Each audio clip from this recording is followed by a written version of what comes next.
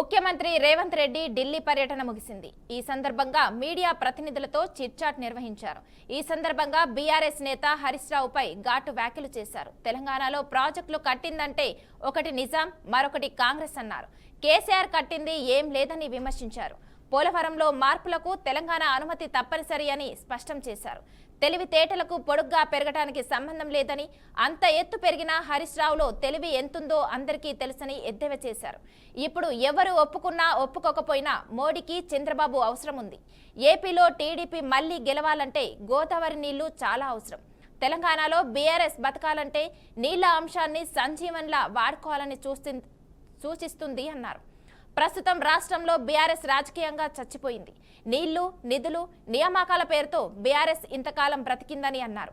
ఏపీతో చర్చలకు మేమే ఒక అడుగు ముందుకేస్తాం. ఏపీతో వివాదాలు కోరుకోవడం లేదని సీఎం రేవంత్ రెడ్డి స్పష్టం చేశారు.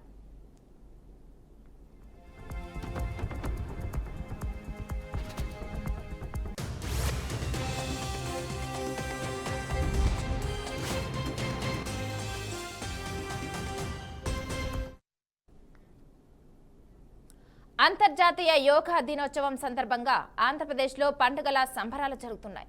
2 రోజుల పాటు జరగనున్న యోగా సంబరాలకు విశాఖపట్నంతో సహా ఏపీలోని అన్ని జిల్లాలు సిద్ధమయ్యాయి. విశాఖపట్నంలో జరగనున్న యోగా దినోత్సవ కార్యక్రమంలో గవర్నర్ సయ్యద్ అబ్దుల్ నజీర్, ప్రధానమంత్రి నరేంద్ర మోదీతో పాటు CM Chandrababu, deputy CM Pawan Kalyan హాజరు కానున్నారు. యోగాతో సరికొత్త రికార్డులు సృష్టించేందుకు ఏపీ ప్రభుత్వం కార్యాచరణ రూపొందించింది. కాగా ఒడిశా పర్యటన ముగించుకుని విశాఖ చేరుకున్న ప్రధాని మోడీకి ఐఎన్ఎస్ డేగా వద్ద స్వాగతం పలికారు ఏపీ గవర్నర్ అబ్దుల్ నజీర్, ముఖ్యమంత్రి నారా చంద్రబాబు నాయుడు, ఉప ముఖ్యమంత్రి పవన్ కళ్యాణ్, మంత్రి నారా లోకేష్.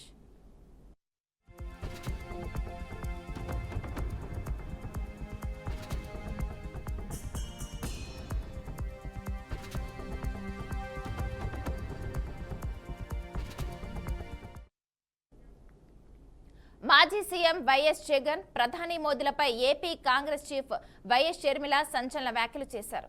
వివేక హత్యతో పాటు అన్ని విషయాల్లోనూ మోదీ సపోర్ట్ ఉందని ఆరోపించారు. అందుకే జగన్ అంతా విచ్చలవిడిగా వ్యవహరిస్తున్నారని మండిపడ్డారు. రాష్ట్రానికి ఇచ్చిన హామీలపై మోదీని చంద్రబాబు, పవన్ ఎందుకు అడగడం లేదని ప్రశ్నించారు. కూటమి ప్రభుత్వానికి రాష్ట్ర ప్రయోజనాలు పట్టవా అని నిలదీశారు.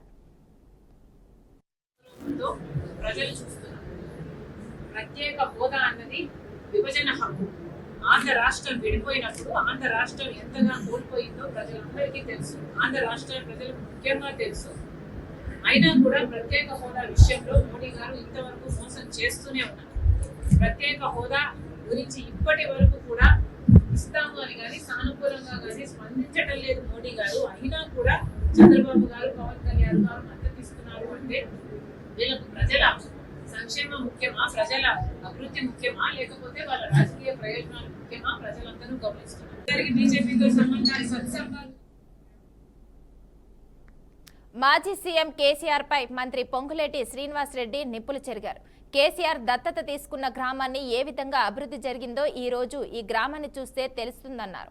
నల్గొండ జిల్లా వాసలమరి గ్రామంలో మంత్రి పర్యటించారు. ఈ సందర్భంగా గ్రామంలో అర్హులైన ప్రతి పేదవారికి ఇందిరమ్మ ఇల్లు ఇవ్వాలని ఆయన చెప్పారు. ఈ వాసాలమరిని అభివృద్ధి చేస్తానని చెప్పి ఆగం చేశామని మండిపడ్డారు. తెలంగాణ రాష్ట్ర వ్యాప్తంగా 25 లక్షల ఇందిరమ్మ ఇల్లు కట్టడమే మా కాంగ్రెస్ ప్రభుత్వ లక్ష్యమని అన్నారు. గ్రామంలో ఆకుల ఆకవ్వ అనే వృత్తురాలు ఆర్థిక ఇబ్బంది ఉందని చెప్పడంతో ఆమెకు ఆర్థిక సాయం చేసినట్లు తెలిపారు. తీసుకున్న గ్రామాన్ని ఏం చేశాడు అన్నది మనకు తెలియదు కాదు, ప్రత్యక్ష సాక్షులు మీరే. ఈ కార్యక్రమానికి హాజరైన నా ఆడబిడ్డలు, కుటుంబ సభ్యులందరికీ, ప్రింట్ అండ్ ఎలక్ట్రానిక్ మీడియా మిత్రులందరికీ మనస్ఫూర్తిగా శిరస్సు వంచి పేరు పేరున హృదయపూర్వక నమస్కారాలు, వందనాలు. చాలా సంతోషం, చాలా ఆనందం. ఈ నెల 6వ తారీఖు నాడు మనందరి అభిమాన నాయకులు గౌరవ ముఖ్యమంత్రి రేవంత్ రెడ్డి గారు మన నియోజకవర్గానికి పలు అభివృద్ధి కార్యక్రమాలకు శంకుస్థాపన, ఓపెనింగ్ చేయడంతో పాటు ఆనాడు మీ శాసనసభ్యులు, మిత్రులు పుట్టినరోజు కూడా అద్భుతంగా జరుపుకున్నాం. ఆ రోజు ఆ కార్యక్రమంలో ముఖ్యమంత్రి గారు చెప్పారు, ఈ మీటింగ్ కి కూర్తంత దూరంలో ఉన్న వాసాలమర్రిలో ఆనాటి ముఖ్యమంత్రి ఏదో మంత్రులు శాసనసభ్యులు ఎంపీలు దత్తత తీసుకోలే. గౌరవ ముఖ్యమంత్రి ఆనాటి ముఖ్యమంత్రి గారే దత్తత తీసుకున్న గ్రామం ఏ రకంగా అభివృద్ధి జరిగిందో ప్రత్యక్షంగా మీరు చెప్పింది విన్నాను. మంత్రి కొండ సురేఖ భర్త మాజీ ఎమ్మెల్సీ కొండ మురళి ఇష్యూ వరంగల్ జిల్లాలో కాకరేపుతుంది. కొండ వ్యాఖ్యలపై వరంగల్ కాంగ్రెస్ నాయకులు సీరియస్ గా ఉన్నారు. ఈ నేపథ్యంలో కాంగ్రెస్ ఎమ్మెల్యేలు నాయని రాజేందర్ ఇంట్లో సమావేశమయ్యారు. సమావేశమైన వారిలో కడియం శ్రీహరి, రేవూరి ప్రకాష్ రెడ్డి, సారయ్య, సుధారాణి, నాయని, గండ్ర సత్యనారాయణ, నాగరాజు ఉన్నారు. కొండ మురళి వ్యాఖ్యలను ఖండించారు. పార్టీ హైకమాండ్ కు కొండ మురళిపై కంప్లైంట్ చేశారు. దీనిపై స్పందించిన హైకమాండ్ పరిశీలకులను నియమించారు. నివేదిక ఆధారంగా మురళిపై పీసీసీ యాక్షన్ తీసుకునే అవకాశం ఉంది. 24న పొలిటికల్ అఫైర్స్ కమిటీ సమావేశంలో దీనిపై చర్చించనున్నారు. చర్చించుకోవడం జరిగింది. దీని మీద మాత్రమే ఇంతవరకు జరిగిన తర్వాత పార్టీని మంచి చెడు ఎవరే కానీ ఏదే కానీ పార్టీకి కట్టుబడి ఉండాలి, పార్టీ పొరవుని రోడ్డు మీద వేయకుండా ఉండాలనేది అభిప్రాయంతో ముందుకు వెళ్తున్నాం. పార్టీ గీత దాటి మేము ఏం చేసినా నడుస్తుంది అని అనుకొని హద్దు దాటి పార్టీకి నష్టం జరిగే విధంగా ఉండకూడదు. ఇప్పుడు రాబోయే మన ఎలక్షన్స్ ఉన్నాయి. ఈ ఎలక్షన్ల సమయంలో, లోకల్ బాడీ ఎలక్షన్ల సమయంలో ఇలాంటి కొన్ని ఏదైనా ఉంటే సమస్య ఉంటే కూర్చొని మాట్లాడుకోవాలి, సబ్జెక్ట్ ఏది ఉంటే చెప్పుకోవాలని మొదటికి కూడా దీపక్ దాస్ నటరాజన్ గారు వచ్చినప్పుడు చెప్పడం జరిగింది మీటింగ్లలోనే, మీనాక్షి నటరాజన్ గారు. మరి అది కూడా లేకుండా సీనియర్లు, అనుభవం ఉన్న వ్యక్తులు కూడా మరి నోటికి వచ్చినట్టు ఎక్కడ పట్టి అక్కడ అట్లా మాట్లాడితే పార్టీ చూసుకుంటూ క్షమించది, అది ఎవరి ఇది కాదు. మరి మేము ఏమైనా చేస్తాం, మాకు నచ్చింది చేస్తాం, మేము నచ్చింది మాట్లాడతాం. ఏమనంటే బీసీ కార్డు అడ్డం పెట్టుకుంటాం, లేకపోతే రెడ్డి కార్డు అడ్డం పెట్టుకుంటాం, లేకపోతే ఎస్సీ కార్డు అడ్డం పెట్టుకుంటాం అని అంటే ఈడ నడవదది. ఈడ కార్డ్స్ పనిచేయది. ఈడ అన్ని కులాల జాతిలో ఉన్నాం. ఈడ అంటే మీరు చేసిన పాపాలన్నీ కులాలు అడ్డం పెట్టుకుంటే పోతాయా? ఆ పద్ధతి మానుకోండి. ఎవరే కానీ ఉమ్మడి వరంగల్లోని కాంగ్రెస్ కీలక నేతలపై మంత్రి కొండ సురేఖ హాట్ కామెంట్స్ చేసింది. మీడియా ప్రతినిధులతో చిట్చాట్లో చేస్తూ స్టేషన్ గన్పూర్ ఎమ్మెల్యే కడియం శ్రీహరి నల్లికుట్ల మనిషి అని ఆరోపించింది. నేను మంత్రిగా ఉంటే నా ముందు కూర్చోవడానికి నామోష్గా ఫీల్ అవుతున్నాడని పేర్కొంది. అందుకే తన మంత్రి పదవి పోతుందంటూ తప్పుడు ప్రచారం చేస్తున్నాడు అని తెలిపింది. ముఖ్యమంత్రి దగ్గరకు పొంగులేటి శ్రీనివాస్ రెడ్డి దగ్గరకు వెళ్లి నా మీద ఉన్నది లేనిది చెప్తున్నాడని చెప్పుకొచ్చింది. వరంగల్ పశ్చిమ ఎమ్మెల్యే నాయని రాజేందర్ రెడ్డిపై ఆమె తీవ్రంగా మండిపడింది. భద్రకాళి టెంపుల్ ఎవరి సొత్తు కాదు, కొందరు తమ సొత్తు అన్నట్లు ఫీల్ అవుతున్నారు. నాయని రాజేందర్ రెడ్డి ప్రెస్ మీట్ పెట్టి మాట్లాడడం సరికాదన్నారు.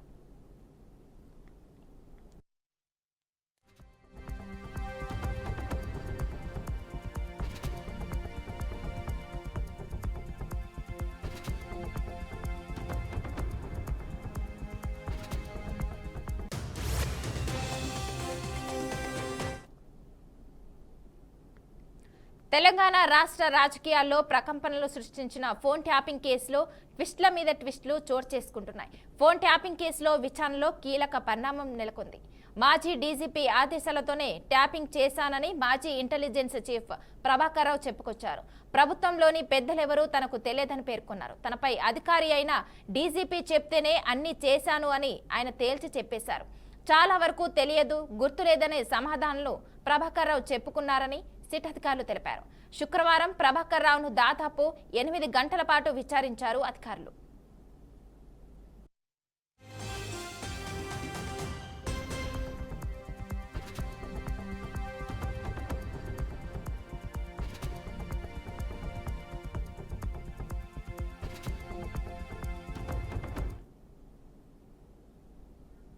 ఫోన్ ట్యాపింగ్ వ్యవహారంపై కేంద్ర మంత్రి తెలంగాణ బీజేపీ అధ్యక్షులు కిషన్ రెడ్డి కీలక వ్యాఖ్యలు చేశారు. అప్పటి బీఆర్ఎస్ ప్రభుత్వం చాలా మంది ఫోన్లు ట్యాప్ చేయించిందని అన్నారు. ఈ ట్యాపింగ్ లో తనతో పాటు ఇప్పటి సీఎం రేవంత్ రెడ్డి కూడా బాధితుడే అన్నారు. అయితే తెలంగాణలో బీఆర్ఎస్ కాంగ్రెస్ రెండే అంటూ విమర్శించారు. నేను కొట్టినట్లు చేస్తా, నువ్వు ఏడ్చినట్లు చేయాలి అన్నట్లు రెండు పార్టీ వ్యవహారాలు ఉందన్నారు. ప్రతిపక్షంలో ఉన్నప్పుడు ఇదే రేవంత్ రెడ్డి గారు సిబిఐ దర్యాప్తు డిమాండ్ చేశారు. భారతీయ జనతా పార్టీ ఆఫీసులో పనిచేసేటువంటి సిబ్బంది యొక్క ఫోన్ కూడా ట్యాప్ చేయడం జరిగింది. ఈరోజు భారతీయ జనతా పార్టీ నాయకుల ఫోన్లు ట్యాప్ చేయడం జరిగింది. భారతీయ జనతా పార్టీ కార్యాలయంలో పనిచేసేటువంటి సోషల్ మీడియా టీం యొక్క ఫోన్ నెంబర్స్ కూడా ట్యాప్ చేయడం జరిగింది. ఈ ప్రభుత్వము హైకోర్టులో చెప్పినట్టు హైకోర్టు యొక్క జడ్జీల ఫోన్లు, వ్యాపారస్తుల ఫోన్లు, సినిమా నటుల ఫోన్లు, ప్రతిపక్ష పార్టీల నాయకులు కార్యకర్తల ఫోన్లు, ఎన్నికైనటువంటి ప్రజాప్రతినిధుల ఫోన్లు కూడా అప్పటి బీఆర్ఎస్ ప్రభుత్వం ట్యాప్ చేస్తే ఇప్పటి వరకు కాంగ్రెస్ పార్టీ ప్రభుత్వము మరి వ్యవహారం చూస్తూ ఉంటే నేను కొట్టినట్టు చేస్తా, నువ్వు ఏడ్చినట్టు చెయ్యన్నట్లుగా ఈరోజు కాంగ్రెస్ పార్టీ బీఆర్ఎస్ పార్టీ వ్యవహారం రెండు కలిసి నాటకాలు ఆడుతూ ఉన్నారు. ఈరోజు మనకు వస్తున్నటువంటి సమాచారం ప్రకారము కాంగ్రెస్ పార్టీ బీఆర్ఎస్ పార్టీ ఒక అండర్స్టాండింగ్ వచ్చారు. ఈ రాష్ట్రంలో ఏదో రకంగా భారతీయ జనతా పార్టీని అడ్డుకోవాలంటే మరి మనం ఏదో రకంగా నాటకాలు ఆడాలనే విధంగా ఒక అండర్స్టాండింగ్ వచ్చి వాళ్ళు కుట్రలు చేస్తున్న విషయం మనం చూస్తూ ఉన్నాం.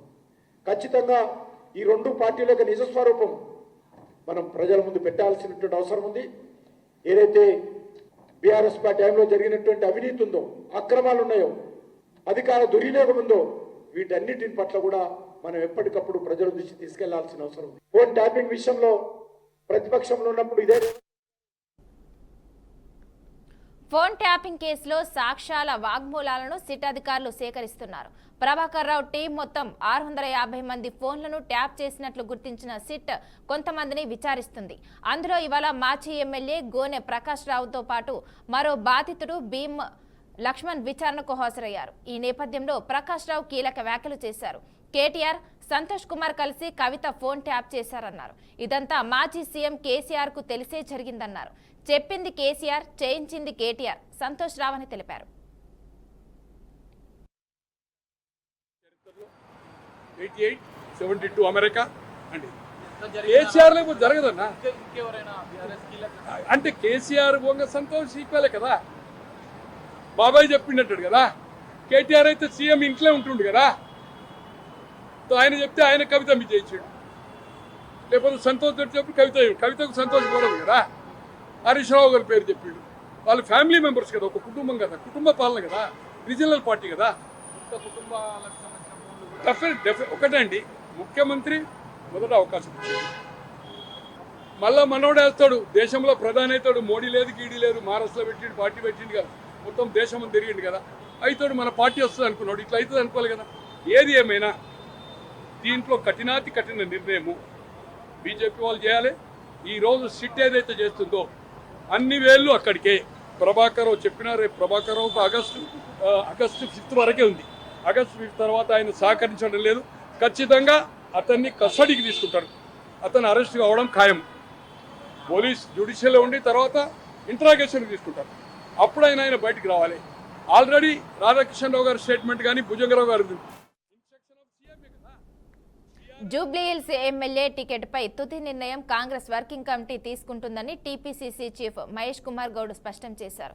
ఉప ఎన్నికల్లో తానే పోటీ చేస్తానని మాజీ క్రికెటర్ అజారుద్దీన్ ప్రకటించడం సరైనదే అయినా అభ్యర్థుల ఎంపికకు కాంగ్రెస్ పార్టీలో స్పష్టమైన ప్రక్రియ ఉందని ఆయన తెలిపారు. ఎవరైనా ఆశావాహులు ముందుగా పీసీసీకి దరఖాస్తు చేసుకోవాలన్నారు.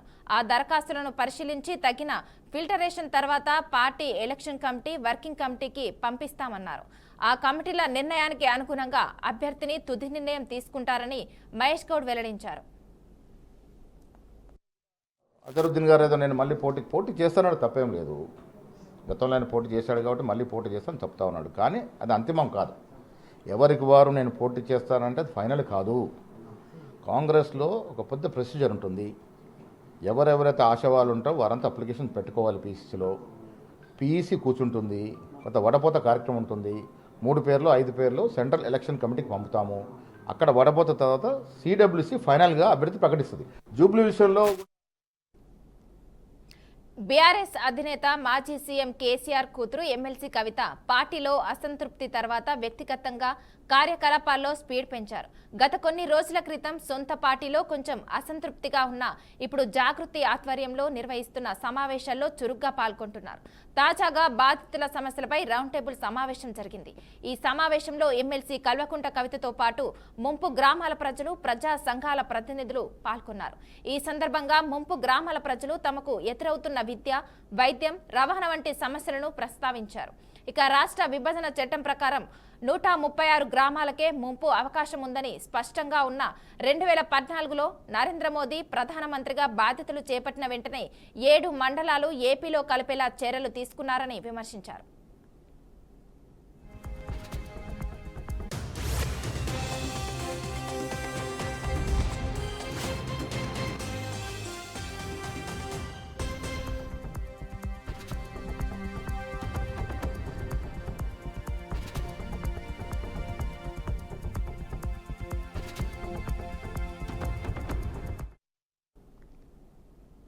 తమపై ఎన్ని కేసులు పెట్టినా భయపడేది లేదని మాజీ మంత్రి విడుదల రజనీ స్పష్టం చేశారు. కేసులు పెట్టి మమ్మల్ని అడ్డుకోవాలని చూస్తున్నారు.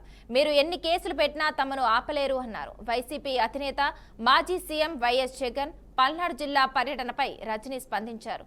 సత్తెనపల్లి నియోజకవర్గం రెంటపాలలో జగన్ పర్యటనను అడ్డుకునేందుకు ప్రయత్నించి కూటమి ప్రభుత్వం విఫలమైందన్నారు. రోజు రోజుకు వైఎస్ జగన్ కు పెరుగుతున్న ఆదరణ, కూటమి పాలనపై ప్రజల్లో వ్యక్తమవుతున్న ఆగ్రహంను చూసి భయంతో రాజకీయంగా ఆయన ఉనికినే లేకుండా చేయాలని చూస్తున్నారంటూ ఆగ్రహం వ్యక్తం చేశారు. కేసు కట్టారు, అనాబతున్ శ్రీవస్తు ఆయన మీద కట్టారు, అంబటి మురళి గారి మీద కట్టారు, అంబటి రాంబాబు గారి మీద కట్టారు, పేర్ని నాని గారి మీద కట్టారు, అలాగే పార్టిసిపేట్ చేసినటువంటి నాగార్జున యాదవ్ మీద కూడా కట్టారు. ఇలా దాదాపుగా ఆ కార్యక్రమంలో పార్టిసిపేట్ చేసినటువంటి అందరి మీద కూడా కేసులు నమోదు చేశారు. ఇంకా అండ్ అదర్స్ అంటున్నారు. మరి ఇంకెంతమంది ఉన్నారో అది కూడా మనం చూడాల్సినటువంటి అవసరం ఉంది. కాబట్టి నేను ఒకటే చెప్తా ఉన్నాను, మీరు ఇలా మా మీద కేసులు కట్టి మా కార్యకర్తల్ని కార్యక్రమానికి రావద్దని మీరు ఎన్ని నోటీసులు ఇచ్చినా మీ ప్రయత్నాలన్నీ కూడా విఫలమైనాయి. పెద్ద ఎత్తున ఈ కార్యక్రమం సక్సెస్ అయింది. ప్రజల మనసుల్లో, ప్రజల గుండెల్లో జగన్మోహన్ రెడ్డి గారి మీద అభిమానం ఉంది. మీరు పోలీస్ ఆంక్షలతో మీరేవో కాగితాలు, పేపర్లు ఏవో ఇవ్వచ్చేమో, కానీ ఈ అభిమానాన్ని, ప్రజల గుండెల్లో జగన్మోహన్ రెడ్డి గారి మీద ఉన్నటువంటి ప్రేమని మీరు ఆపలేరు. మా మీద కేసులు పెట్టి మమ్మల్ని ఆపాలనుకుంటున్నారా? మమ్మల్ని మీరు ఆపలేరు. ఇవి కాదు, ఇంకెన్నైనా పెట్టుకోండి. జగన్మోహన్ రెడ్డి గారి నాయకత్వంలో మేమందరం పనిచేయడము మా అదృష్టంగా భావిస్తాము. జగన్మోహన్ రెడ్డి గారికి సంబంధించి, ఆయన యొక్క ప్రోగ్రామ్స్ కి సంబంధించి కానీ, లేదా మేము ఇక్కడ యాక్టివ్గా ఉన్నామని మా మీద ఏ కేసులు పెట్టినా కూడా మా యొక్క పోరాటం, మా యొక్క ప్రయత్నము, ప్రజల్ని మేము రిప్రజెంట్ చేయడము, ప్రజలకు ఏదైనా సమస్య వస్తే వాయిస్ ఫర్ ద వాయిస్లెస్ గా మేము ఖచ్చితంగా ఉంటాము. AP deputy CM Pawan Kalyan Hindupuram MLA Nandamuri బాలకృష్ణపై వైసీపీ మహిళా నాయకులు యాంకర్ శ్యామల తీవ్ర విమర్శలు కురిపించారు. హిందూపురంలో వైసీపీ శ్రేణులు కార్యకర్తల సమావేశంలో పాల్గొన్న ఆమె స్థానిక సమస్యలపై ఎమ్మెల్యే బాలకృష్ణను ప్రశ్నించారు. 3 సార్లు ఎమ్మెల్యేగా గెలిచానని గొప్పగా చెప్పుకునే బాలకృష్ణ ఈ నియోజకవర్గంలో ఏదో ఒక్కసారి తప్ప సమస్యలు పట్టవని శ్యామల విమర్శించారు. ప్రస్తుత కూటమి ప్రభుత్వానికి ప్రజలు చెప్పబోయే ఒక గట్టి పాఠం ఎలా ఉంటుందనేది వచ్చే ఎన్నికల ఫలితాల్లో రాష్ట్ర ప్రజలందరూ కూడా ఇప్పటి కూటమి ప్రభుత్వానికి చూపించడానికి సంసిద్ధంగా ఉన్నారు. గత 5 ఏళ్లలో జగన్మోహన్ రెడ్డి గారు ముఖ్యమంత్రిగా ఉన్నప్పుడు మన పార్టీ ఏం చేసింది అనేది దేశమంతా కూడా చూశారు. ఇచ్చిన ప్రతి హామీని తూచా తప్పకుండా అమలు చేసినటువంటి ఏకైక పార్టీ వైఎస్ఆర్ కాంగ్రెస్ పార్టీ అని చాలా గర్వంగా చెప్పుకోవాలి. మనము అంశగా 3 సార్లు గెలిచాను అని చెప్పుకునేటువంటి నందమూరి బాలకృష్ణ గారు ఎన్నాళ్ళు కనబడతారండి ఇక్కడ నియోజకవర్గంలో? ఆ ఒక్కసారి కూడా ఏ ఓపెనింగో ఏదో ఉంటే రావడం, కాసేపు అలా మొహం చూపించి వెళ్ళిపోవడం. ఇక్కడ జరిగే సమస్యల గురించి ఆయనకి ఏం తెలుసు? ఇక్కడ జరుగుతున్న సంగతులు ఆయనకి ఏం తెలుసు? దాని మీద ఆయన ఎలాంటి బాధ్యత వహిస్తారు? అసలు ఒక ప్రభుత్వ డిగ్రీ కళాశాల హిందూపూర్, ఇది బోర్డు మాత్రమే కనబడుతున్న పరిస్థితి కొన్ని సంవత్సరాలుగా, అవునా కాదా? కాలేజ్ స్టార్ట్ అయిందా అండి? లేకపోయినా ఒక ఉంటే ఎంత లేకపోతే ఎంత? గత ఎన్నికల్లో చాలా గొప్పగా చెప్పుకుంటారు. తెలంగాణ ప్రభుత్వం పేద ప్రజల కోసం ప్రతిష్టాత్మకంగా చేపట్టిన ఇందిరమ్మ ఇళ్ల మంజూరు పంపిణీ కార్యక్రమంలో రభాసా చోటు చేసుకుంది. దుబ్బాక పట్టణంలో నిర్వహించిన కార్యక్రమంలో బీఆర్ఎస్ కాంగ్రెస్ నాయకుల మధ్య తోపులాట నెలకొంది. అక్కడ ఏర్పాటు చేసిన ఫ్లెక్సీలో దుబ్బాక ఎమ్మెల్యే ఫోటో చిన్నగా ఉందంటూ ప్రభాకర్ రెడ్డి అనుచరులు ఆందోళనకు దిగారు. దీంతో ఉద్రిక్తత నెలకొంది. కాంగ్రెస్ నాయకులు ఎమ్మెల్యే డౌన్ డౌన్ అంటూ నినాదాలు చేశారు. దానికి దీటుగా బీఆర్ఎస్ నాయకులు ఎమ్మెల్యే జిందాబాద్ అంటూ పోటాపోటీగా నినాదాలు చేశారు. బీఆర్ఎస్ కాంగ్రెస్ తోపులాట మధ్యలో రాష్ట్ర మంత్రి గడ్డం వెంకటస్వామి, స్థానిక ఎమ్మెల్యే కొత్త ప్రభాకర్ రెడ్డి అధికారులతో కలిసి జ్యోతి ప్రజ్వలన చేశారు.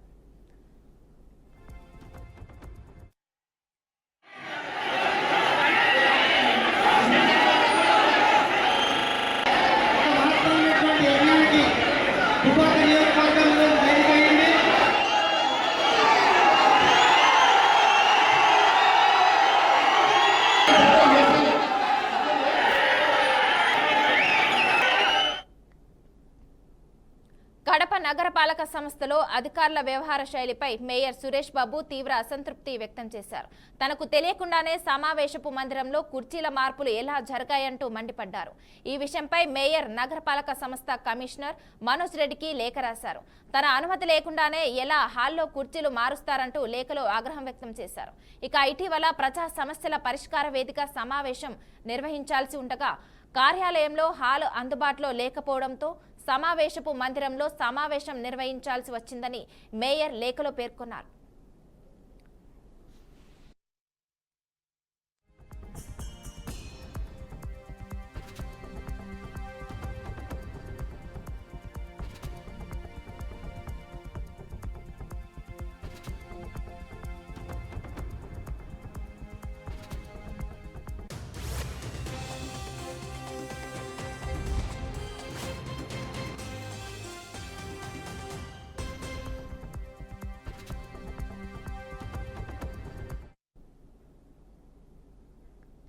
ప్రతిష్టాత్మకంగా వరంగల్ భద్రకాళి అమ్మవారికి బోనాలు నిర్వహించేందుకు గతంలో ప్రభుత్వం తీసుకున్న నిర్ణయం తాత్కాలికంగా వాయిదా వేస్తున్నట్లు రాష్ట్ర దేవాదాయ శాఖ మంత్రి కొండ సురేఖ వెల్లడించారు. అయితే ఇటీవల భద్రకాళి బోనాలకి సంబంధించి కొంతమంది నుంచి అభ్యంతరాలు రావడంతో పాటు సోషల్ మీడియాలో ఈ విషయంపై తప్పుడు వార్తలు ప్రచురితమైన నేపథ్యంలో ఈ కార్యక్రమాన్ని తాత్కాలికంగా వాయిదా వేయాలని నిర్ణయించినట్లు స్పష్టం చేసింది.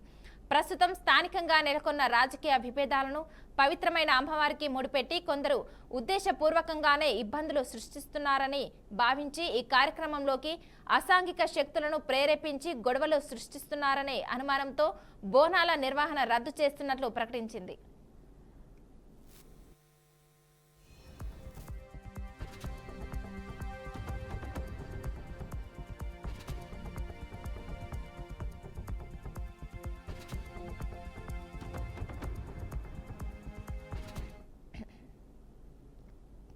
జూన్ 20 రాష్ట్రపతి ద్రౌపది ముర్ము పుట్టినరోజు.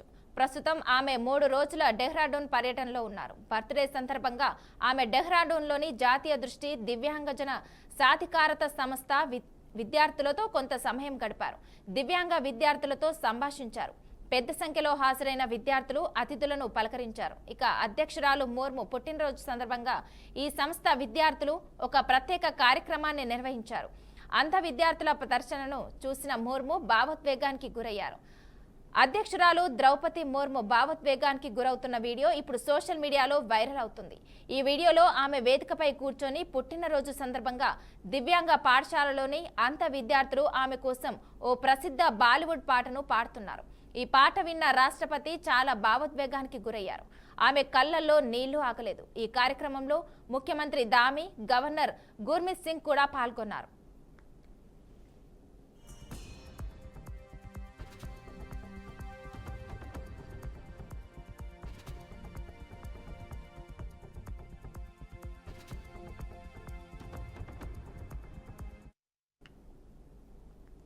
ఈ నెల 21 నుంచి జూలై 15 మధ్య 16 అంతర్జాతీయ రూట్లలో విమాన సర్వీసులను తగ్గిస్తున్నామని ఎయిర్ ఇండియా ప్రకటించింది. ఈ నెల 12న అహ్మదాబాద్లో ఘోర విమాన ప్రమాదం తర్వాత పలు విమాన సర్వీసులలో అంతరాయం ఏర్పడిన నేపథ్యంలో షెడ్యూళ్లలో స్థిరత్వాన్ని పునరుద్ధరించింది. ప్రయాణికులను చివరి నిమిషంలో అసౌకర్యాన్ని నివారించే లక్ష్యంతో ఈ చర్యలు చేపట్టినట్లు టాటా గ్రూప్ యాజమాన్యంలోని ఎయిర్ ఇండియా పేర్కొంది. భారీ సైజు విమానాలతో నిర్వహించే సర్వీసులను 15% తగ్గించనున్నట్లు తెలిపింది. జూన్ 21న ప్రారంభమై జూలై 15న ఈ విమాన సర్వీసు తగ్గింపులు ముగిస్తాయని ఎయిర్ ఇండియా పేర్కొంది.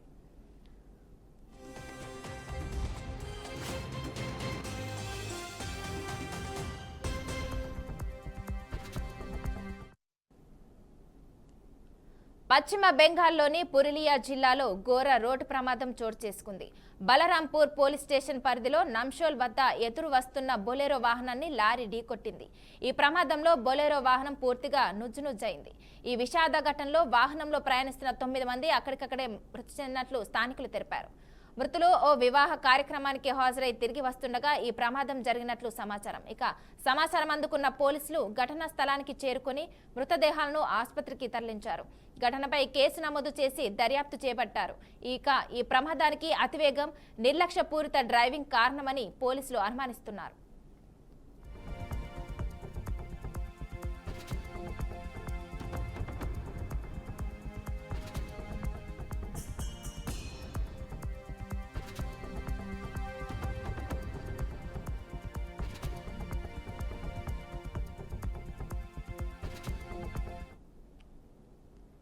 కెనడా భారతీయ విద్యార్థిని మృతి చెందింది. ఉన్నత చదువుల కోసం వెళ్లిన విద్యార్థిని ప్రాణాలు కోల్పోయింది. అయితే ఆమె మృతికి గల కారణాలు మాత్రం ఇంకా తెలియరాలేదు. విద్యార్థిని ఢిల్లీకి చెందిన తన్యా త్యాగిగా అధికారులు గుర్తించారు. ఆమె కెనడాలోని కాల్కరీ విశ్వవిద్యాలయంలో చదువుకుంటుంది. ఇక ఈ విషయాన్ని వాంకోవర్లోని భారత కాన్సులేట్ జనరల్ ధృవీకరించింది. విద్యార్థిని మృతికి గల కారణాలు తెలియదని తెలిపింది. ఇక ఈ ఘటనపై దర్యాప్తు చేస్తున్నట్లు వెల్లడించింది. ఈ మేరకు తన్యా త్యాగి కుటుంబానికి ప్రగాఢ సంతాపం తెలియజేసింది. వారికి అన్ని విధాలుగా అండగా నిలుస్తామని, అవసరమైన సహాయ సహకారాలు అందిస్తామని భరోసానిచ్చింది.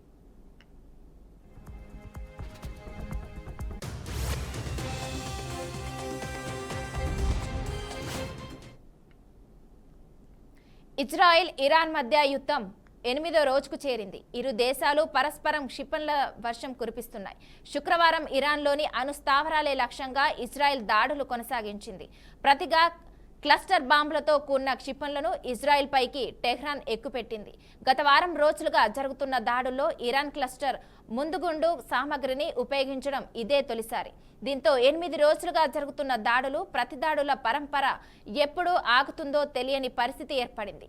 తాజాగా ఇజ్రాయెల్పై ఇరాన్ క్లస్టర్ బాంబులను ఉపయోగించడం, ఆసుపత్రిపై దాడి చేయడం వంటి ఘటనల నేపథ్యంలో యుద్ధం మరింత తీవ్రతరం అయ్యే అవకాశాలున్నాయి. దీనికి తగ్గట్లుగానే ఇజ్రాయెల్ ప్రధాని బెంజమిన్ నేతన్యాహు ప్రకటన జారీ చేశారు. ఇరాన్ను తీవ్రంగా దెబ్బ కొడతామని నేతన్యాహు హెచ్చరించారు.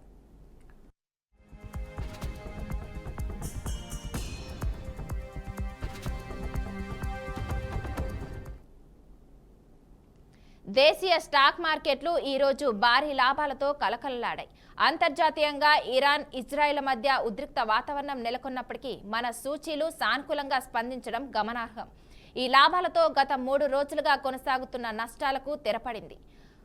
మదుపర్లు కొనుగోళ్లకు అధిక ప్రాధాన్యత ఇవ్వడంతో మార్కెట్లు లాభాల బాట పట్టాయి. ట్రెండింగ్లో బీఎస్ఈ సెన్సెక్స్ ఏకంగా 1046 పాయింట్లు పెరిగి 82,480కి ఎగబాకింది. నిఫ్టీ కూడా 319 పాయింట్లు లాభపడి 25,112 వద్ద ముగిసింది. ముఖ్యంగా బ్యాంకింగ్, ఫైనాన్షియల్ సర్వీసెస్, ఆటోమొబైల్, మెటాల రంగాల షేర్లతో కొనుగోళ్ల మద్దతు స్పష్టంగా కనిపించింది. వీటితో పాటు మిడ్ క్యాప్, స్మాల్ క్యాప్ సూచీలు కూడా లాభాలతో ముగియడం విశేషం.